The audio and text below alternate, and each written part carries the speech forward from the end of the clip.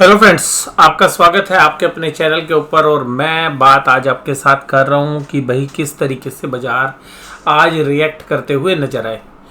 इसमें भी एक सबसे विशेष बात मैं आज आपके साथ करने जा रहा हूं, वो ये है कि कल हमने चर्चा जो की थी कि भाई बाजार जो है मुझे न्यूट्रल नज़र आ रहे हैं विद स्लाइटली नेगेटिव बायस। तो आज बाजार बिल्कुल उसी तरीके से रहे, बाजार न्यूट्रल ही रहे। और सबसे खास बात यह है कि दिन भर जो है कमज़ोर रहे, लेकिन लास्ट के 1 घंटे के अंदर बाजारों ने रिकवरी की। लेकिन फिर भी बाजारों की जो क्लोजिंग थी वो न्यूट्रल ही मानी जाएगी।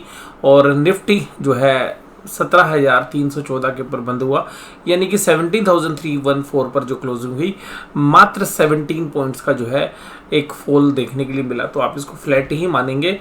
और जो कैंडल इसमें बनी है वो सबसे विशेष है, वो ये कि देखिएगा कल का जो क्लोज प्राइस था उस पर विशेष ध्यान दीजिएगा। कल का क्लोज प्राइस था 17,331 और आज का जो हाई प्राइस है 17,337। इसका मतलब है कि जिस प्राइस पर कल क्लोज हुए थे वहीं पर रेजिस्टेंस मिल रहा था और कैंडल भी वही दर्शा रही है। और आज एक सबसे खास बात यह कि जो कैंडल्स बनी है वो निफ्टी और बैंक निफ्टी दोनों में सिमिलर है। और यहाँ पर ऐसा देखा जा सकता है कि अब निफ्टी और बैंक निफ्टी सिमिलर तरीके से रिएक्ट करेंगे। तो आज बैंक निफ्टी थोड़ा सा ज़्यादा कमज़ोर था और कल निफ्टी के अंदर ज़्यादा कमजोरी थी। अब मुझे लगता है कि दोनों एक ही डायरेक्शन में और एक ही वेटेज के साथ शायद काम करते हुए नजर आए। मेरा जो आउटलुक है वो सोमवार के लिए थोड़ा सा वीकनेस वाला है और मुझे लगता है कि बाजार थोड़ा सा नीचे के लेवल जो है टेस्ट करेंगे। और आज जो लेवल्स थे नीचे के, उन लेवल्स के नीचे भी बाजार आपको शायद जाते हुए नजर आए। तो निफ्टी देखिएगा 17,216 तक गए, पर मुझे लगता है कि सोमवार को शायद बाजार 17,100 और इवन 17,050 के आसपास भी जाके टेस्ट कर सकते हैं। और क्लोजिंग भी मुझे लगता है कि 17,100 और 150 के बीच में कहीं पर इसके आसपास हो सकती है। और 17,050 अगर ब्रेक होता है तो फिर शायद बाजार आप मान के चलिएगा कि 17,000 पे थोड़ी सी सपोर्ट है। लेकिन अगर 17,000 जो है टूटता हुआ नज़र आएगा किसी भी कारण से, तो जो बाजार है वो 16,950 की जो सपोर्ट है शायद वहाँ पर आपको काम करता हुआ नजर आए।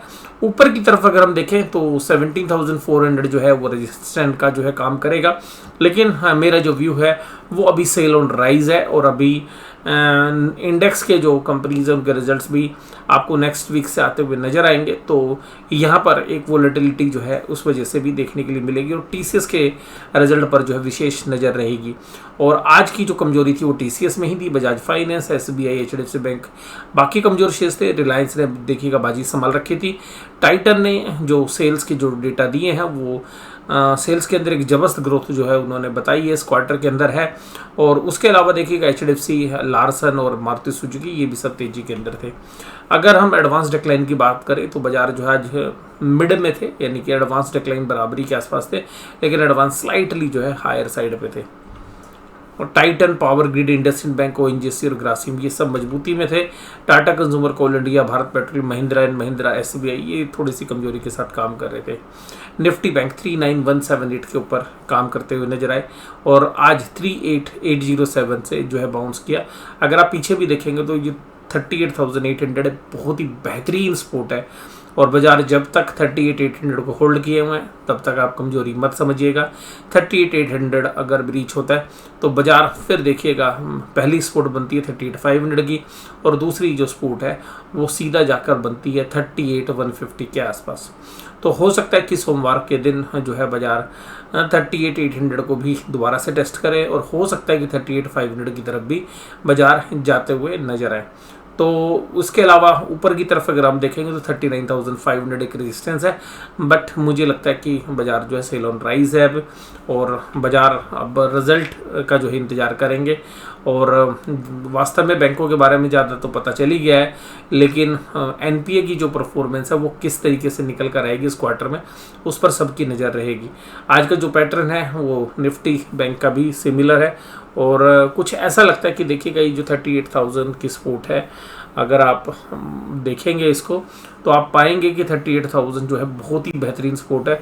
बाजार देखिएगा एक्सपायरी में भी 38,000 के नीचे जो है ज़्यादा समय क्लोज नहीं हो पाया, एक दिन ही जो है मूलतः हम कहें, वैसे तो 2 दिन क्लोज हुआ था 38 के नीचे, लेकिन ये 2 दिन की जो क्लोजिंग थी ये जो है काफ़ी नहीं थी जो है बेयर्स के लिए। तो बाजार हो सकता है कि अभी 38,000 के आसपास जो है इस हफ्ते के दौरान, यानी कि जो आ रहा है हफ्ता, उसके आसपास जो है वहाँ तक जाए। और 39,500 से जिस तरीके से रिजेक्शन आई थी, अगर थर्सडे की जो एक्सपायरी है उसको अगर हम देखें तो बाजार जिस तरीके से आज पैटर्न बना है, एक मेरे हिसाब से बेरिश पैटर्न है, और शायद बाजार आपको 38,150 तक भी जो है टेस्ट करा सकते हैं सोमवार नहीं तो मंगलवार तक। तो बाजार एक बार इस रेंज की तरफ जाते हुए आपको नज़र आ सकते हैं। इसके अलावा Kotak Mahindra, IndusInd bank, federal bank of Baroda, axis में तेजी थी। एसबीआई, एचडीएफसी बैंक और आईसीआई जो 3 दिग्गज हैं उनमें हल्की सी कमजोरी थी, बट इतनी कमजोरी नहीं थी कि बहुत बड़ी जो है वीकनेस आप माने उसको। तो हमारा जो व्यू था वो भी बिल्कुल न्यूट्रल था, और मैंने कहा था कि जो न्यूट्रल व्यू है विद नेगेटिव बायस, तो देखिएगा उसी तरीके से जो है बाजार काम करते हुए नजर आया। आज एफआईआईज ने देखिएगा जबरदस्त तरीके से सेलिंग शुरू की, और कैश मार्केट में 2250 इस, अगर हम वीक की बात करें तो आज की जो सेलिंग है वो सबसे हैवी सेलिंग थी, और डीआईआईज ने जो है 545 करोड़ की जो है बाइंग की, और वो भी स्लाइटली लोअर साइड ही थी। और इंडेक्स फ्यूचर्स के अंदर भी एफआईआईज शॉर्ट थे मामूली से, और स्टॉक फ्यूचर्स के अंदर भी 977 करोड़ की जो है सेलिंग पोजीशन थी। एफआईआईज के डेटा को भी अगर आप देखें तो वीक डेटा ही है। पुट कॉल रेशियोज देखिएगा 1 के करीब है। बैंक निफ्टी में 1.25 है, तो डेटा कोई भी जो है क्लियर इंडिकेशंस नहीं दे रहे हैं। डाउ जोन्स इंडस्ट्रियल एवरेज तकरीबन 1.5% की कमजोरी के साथ अभी काम कर रहे हैं, और आज खुलते ही साथ बाजार जो है तेजी के साथ गिरते हुए नजर आए डाउ जोन्स में। अब देखते हैं कि डाउ जोन्स यहाँ पे 29,400 के आसपास सपोर्ट लेता है या नहीं लेता है।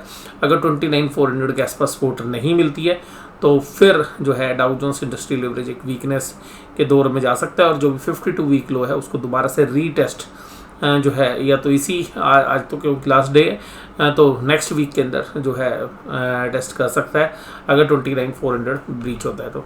ब्रेंट क्रूड देखिएगा, अब फिर देखिएगा चीज़ें अब हमारे लिए नेगेटिव होनी शुरू हो गई हैं। ब्रेंट क्रूड देखिएगा $98 के आसपास पहुंचता हुआ नजर आ रहा है।